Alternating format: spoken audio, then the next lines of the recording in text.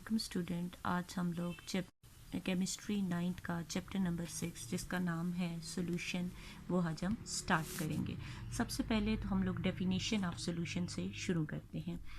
When a substances like sugar dissolve in water, it give a homogeneous mixture called as a solution.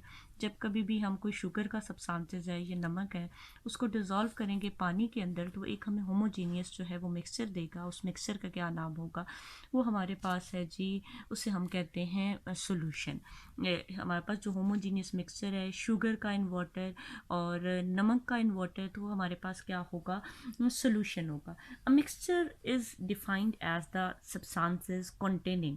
अब ये homogeneous mixture जो है वो defined ऐसे है कि कोई भी ऐसा सब्सटेंसेस जो कि कंटेन कर रहा है 2 और मोर कंपोनेंट, नॉट वो केमिकली कंबाइन नहीं है, और उस सॉल्यूशन के अंदर हमारे पास जो है पार्टिकल जो है वो डिज़ोल्व हो जाएंगे। और ये हमारे पास जो है इसमें दो तरह के जो है वो सब्सटेंसेस होते हैं किसी भी कंपोनेंट ऑफ सॉल्यूशन के अंदर। एक सॉल्यूट होता है और एक हमारे पास क्या है, सॉल्वेंट है। Solute is dissolve which may be, solute हमारे पास सॉलिड हो सकता है, लिक्विड हो सकता है और गैस हो सकता है।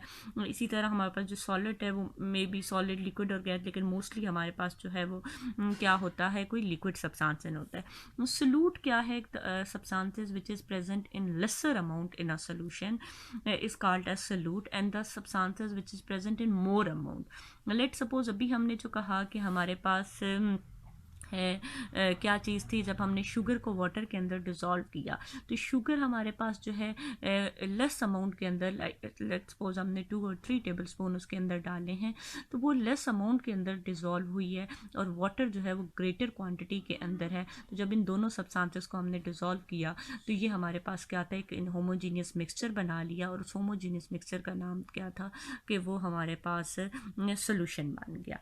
अब सॉल्यूशन में हमारे पास जो एक और चीज़ आती है वो है एक्वस सॉल्यूशन। एक्वस सॉल्यूशन क्या है, वर्ड जो एक्वस है वो डिराइव्ड है ग्रीक वर्ड एक्वा। एक्वा का मतलब होता है water. Solution obtain bye dissolving solute in water.